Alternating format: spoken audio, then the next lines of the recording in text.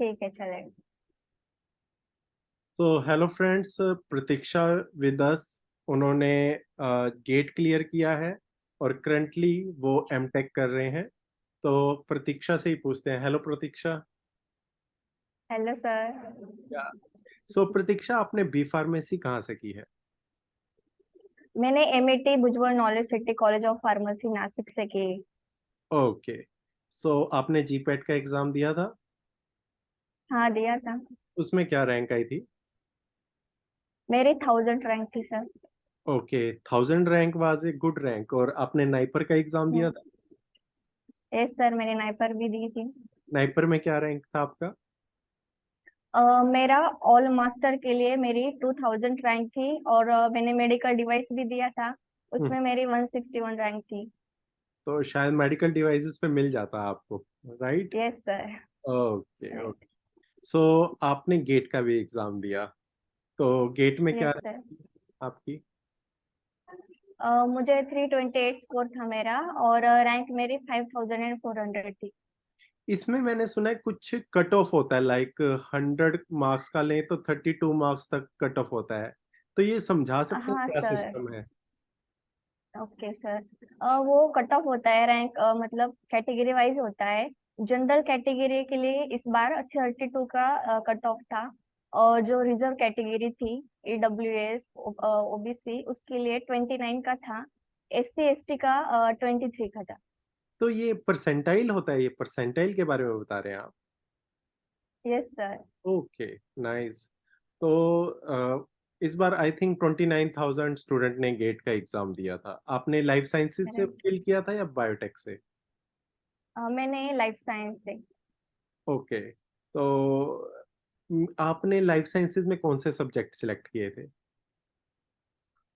Life science में तो दो कंपलसरी होते हैं, जनरल और जो दो इलेक्टिव थे, तो मैंने माइक्रोबायोलॉजी सिलेक्ट किया था। मैं बायोकेमिस्ट्री का स्टडी करके गई थी, और एक ऑप्शनल जूलॉजी रखा था। इनकेस हमें कोई सेक्शंस एग्जाम्स के क्वेश्चंस हार्ड लगे तो हम वो चूज कर सकते हैं। तो अल्टरनेटिव मैंने जूलॉजी तब उस टाइम सिलेक्ट किया था। तो आप केमिस्ट्री और जनरल एप्टीट्यूड ये कंपलसरी होते हैं। आपने प्रिपरेशन की थी यस सर, बायोकेमिस्ट्री, ये कंपलसरी। जूलॉजी और माइक्रोबायोलॉजी की। Yes sir. तो ये ड्यूरिंग एग्जाम भी आप ऑप्शन सिलेक्ट कर सकते हैं कि आप कौन सा एग्जाम देना चाहते हैं।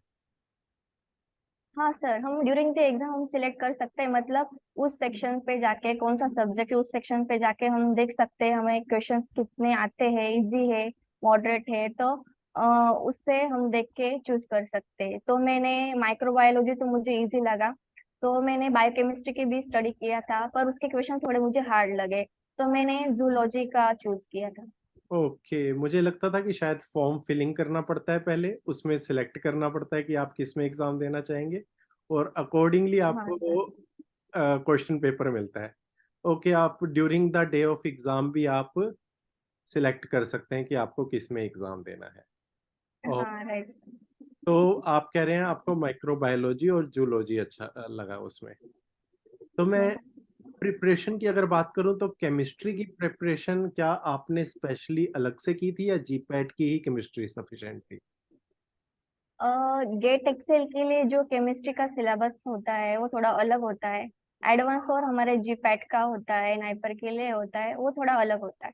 तो जो गेट के लिए होता है, तो वो 11 जो 12 का सिलेबस होता है, तो उसके लिए मैंने वही रिवीजन दी थी उसको, और उसी से पढ़ा था जो बुक्स थे 12 के। यस, एनसीईआरटी की बुक।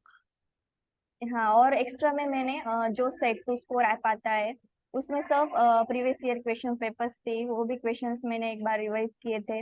ओके केमिस्ट्री के लिए भी किए थे, जनरल एप्टीट्यूड के लिए भी किए थे। ओके। और रिगार्डिंग जूलॉजी एंड माइक्रोबायोलॉजी, इसके लिए कौन सी बुक आपने प्रेफर की थी? हाँ, तो माइक्रोबायोलॉजी के लिए मैंने कोकारे बुक यूज की थी, जो हम जीपैट और राइपर के लिए करते हैं।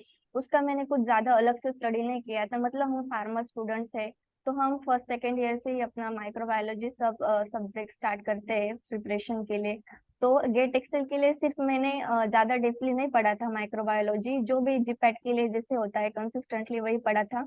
और जूलॉजी के लिए मैंने ऑनलाइन प्लेटफॉर्म यूज किया था, मतलब यूट्यूब चैनल से, उसी से मैंने स्टडी किया था। Okay, nice. मतलब एक फार्मा स्टूडेंट के लिए गेट क्वालिफाई करना इजी है, I think, is it? Yes sir. Okay, okay.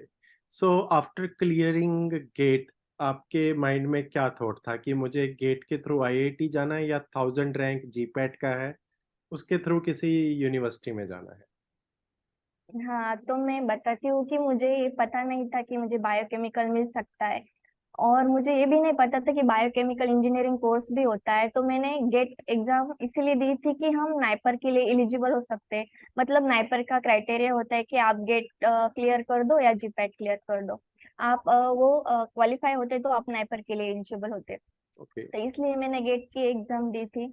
और गेट का जब रिजल्ट आया, मतलब मैं क्वालिफाई कर दी, तो मैंने उस पे मेरे कंसल्ट लिया, कि मेरे सीनियर से कंसल्ट लिया, कोचिंग क्लासेस के जो सर थे, कॉलेज के जो प्रोफेसर थे, तो वो बोले मुझे कि तू आईआईटीज में अप्लाई कर सकती हो। तो मैंने बायोकेमिकल के लिए अप्लाई कर दिया। Okay, nice. So yes. आपने कौन सी आईआईटीज में अप्लाई किया है इसके लिए, इसके बाद? मैंने सिर्फ आईआईटी बीएचयू के लिए अप्लाई किया, क्योंकि बायोकेमिकल इंजीनियरिंग कोर्स यहाँ पे बहुत अच्छा है। मेरे यहाँ पे सीनियर्स भी है, फ्रेंड्स भी है, मैंने उनसे कंसल्ट लिया था। वो बोले कि यहाँ पे जो भी स्टाफ है, फैकल्टी है, यहाँ का एनवायरनमेंट है, रिसर्च ओरिएंटेड बहुत अच्छा है। Okay, nice. इसीलिए मैंने सिर्फ इस आईआईटी में अप्लाई किया था। तो आपको स्कॉलरशिप मिलती है यहाँ पर एमटेक? हाँ सर, मिलती है, यहाँ पे स्टाइपेंड होता है। ओके। सो यहाँ पर सिलेक्शन प्रोसीजर कैसे होता है? मतलब मैंने गेट क्वालिफाई कर लिया, अब मुझे हम्म। क्या करना चाहिए, नेक्स्ट स्टेप क्या है?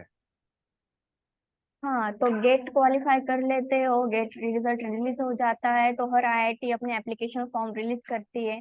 तो पहले हमें ये डिसाइड करना पड़ता है कि हमें कौन सा कोर्सेज के लिए अप्लाई करना होता है। तो जनरली हम फार्मेसी स्टूडेंट्स दो कोर्सेज के लिए अप्लाई कर सकते हैं, बायोमेडिकल मेडिकल के लिए और दी बायोकेमिकल इंजीनियरिंग के लिए। तो बायोकेमिकल इंजीनियरिंग के लिए और कोई भी कोर्सेज को आप अप्लाई करते हो, तो उसके बाद एप्लीकेशन फॉर्म फिल करना पड़ता है। उसकी जनरली फीस कैटेगरी वाइज ही ऐसे डिवाइड हो जाती है। फिर एप्लीकेशन फॉर्म फिल करने के बाद वो लोग, हर आईआईटी अपने अपने जो शॉर्टलिस्टेड स्टूडेंट्स होते हैं उनकी लिस्ट शो कर देती है।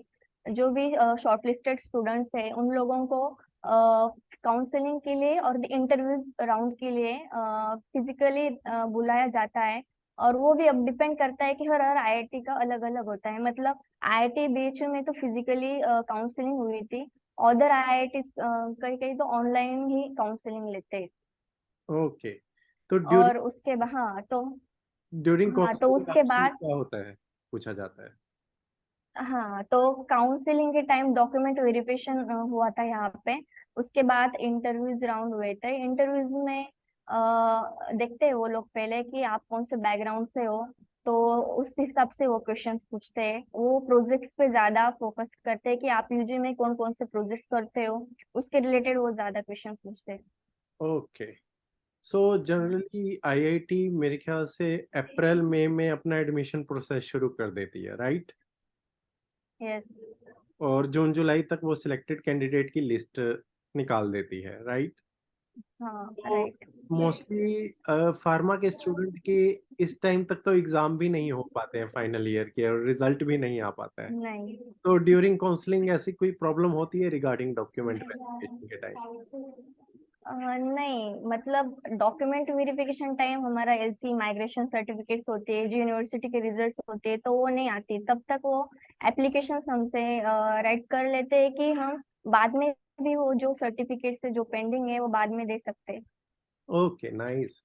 So yes. काउंसलिंग के टाइम आपने कहा इंटरव्यू भी होता है, तो इंटरव्यू में किस तरह के क्वेश्चन पूछे गए थे आपसे? हाँ, तो मैं जैसे बताया कि पहले वो लोग पूछते हैं आपका बैकग्राउंड क्या है। तो फार्मा बैकग्राउंड होता है, तो वो लोग जनरली हमारे जो कॉमन सब्जेक्ट्स होते हैं, बायोकेमिस्ट्री, बायोटेक्नोलॉजी, तो उसके बेसिस पे जो बेसिक बेसिक क्वेश्चंस होते हैं वो पूछते हैं। उसके बाद जो वो पूछते हैं कि आपका प्रोजेक्ट्स कौन से थे, आपके प्रोजेक्ट्स रिलेटेड थोड़ा बताइए, उसकी इंफॉर्मेशन पूछते हैं वो लोग। ओके। तो ऐसा आपने देखा है कि आपसे अच्छा रैंक था किसी का गेट में, उसकी यस। सिलेक्शन ना हुई हो ड्यूरिंग इंटरव्यू, और पीछे के रैंक के स्टूडेंट की सिलेक्शन हुई हो? हाँ सर, ऐसा होता है, मतलब बहुत बार हुआ है ऐसा। तो वो सब मतलब रैंक पे ही डिपेंड करता है। जब शॉर्टलिस्टेड स्टूडेंट्स होते हैं तो रैंक वाइज वो शॉर्टलिस्ट करते हैं। देन इंटरव्यूज के टाइम पे वो इंटरव्यूज हम कैसे फेस करते हैं, तो वैसे एडमिशन हमें सीट्स मिलती है। तो आपके डिपार्टमेंट में कितनी सीट्स होंगी इस टाइम बायोकेमिकल इंजीनियरिंग? हमारे डिपार्टमेंट में 12 सीट्स थी। ओके। जनरली हर डिपार्टमेंट में 12 to 14 सीट्स रहती हैं। और यस। मोस्टली स्टूडेंट का यहाँ कंसर्न आता है कि क्या बायोकेमिकल या बायोमेडिकल आईआईटी में जाए एमटेक, तो प्लेसमेंट कैसा रहता है? हाँ, तो प्लेसमेंट भी अब डिपेंड करेगा कि आपका इंटरेस्ट कोर में है या नॉन कोर में। तो कोर में तो एवरेज मतलब 8 to 10 लाख तो होता ही है, और नॉन कोर का तो ज्यादा होता है। तो नॉन कोर के लिए तो आपको प्रिपरेशन भी वो थोड़ी एक्स्ट्रा करनी पड़ेगी, थोड़ी सॉफ्टवेयर कंपनीज आती है ऐसा। नाइस नाइस, इतना पैकेज तो आई थिंक रेयरली फार्मा में मिल पाता है। ओके। तो कुछ स्टूडेंट का कंसर्न रहता है कि इज इट गुड कि बी फॉर्म के बाद एम फॉर्म ना करके एम टेक में जाना, इज इट ओके? कोई इससे उनके करियर में तो नहीं प्रॉब्लम आती फ्यूचर में? आपको क्या लगता है इस पे? हाँ। हाँ, उस टाइम तो हमें लगता है, मतलब हम फार्मेसी स्टूडेंट्स होते हैं तो हमारा डायरेक्टली ट्रैक चेंज हो जाता है। पर वो सब चीजें हमारे इंटरेस्ट पे डिपेंड करती है। मतलब हमें एम फार्म में इंटरेस्ट होगा, रिसर्च में इंटरेस्ट होगा, तो ऑब्वियसली वो लोग एम फार्म करना ही प्रेफर करेंगे। और मैंने एम टेक इसलिए प्रेफर किया क्योंकि बायोकेमिकल इंजीनियरिंग में आपको बहुत अपॉर्चुनिटी एक्सप्लोर करने मिलेगी। यहाँ पे अपॉर्चुनिटीज भी ज्यादा है, बायोफ्यूल डेवलपमेंट जा सकते हो। Then agro industries, pharmaceutical industries भी यहाँ पे आती है, स्टूडेंट्स को हायर करती है। ओके। तो मतलब इस पे डिपेंड करेगा आपको कहाँ जाना है। एमटेक भी अच्छा है, एम फार्म भी अच्छा है। तो आपके ऐसे आपके साथ के कितने फ्रेंड थे जिन्होंने गेट का एग्जाम दिया था और राइट नाउ वो आईआईटीज में है? कुछ है आइडिया आपको आपके क्लासमेट में यस से? सर। हाँ, तो मेरे 3 फ्रेंड्स है। तो एक फ्रेंड है, वो नासिक की है, उसे बायोकेमिकल इंजीनियरिंग ही मिला है आईआईटी दिल्ली में। और वाओ। मेरे 2 क्लासमेट है। हाँ, और मैं और स्नेहा, उन लोगों को भी यहाँ पे मेरे डिपार्टमेंट में एडमिशन मिला है। Nice nice, means IIT Delhi तक पर्सन जा सकता है, वहाँ पे कर सकता यस। है। ओके। सो थैंक यू, आपने हमें ये एक बहुत अच्छी इंफॉर्मेशन दी। और होपफुली आपके जूनियर को इससे हेल्प होगी और आने वाले जितने भी फार्मा स्टूडेंट हैं उनसे उनको इस चीज़ को हेल्प होगी। So thank you yes Pratiksha sir. For giving all this information. Thank you sir.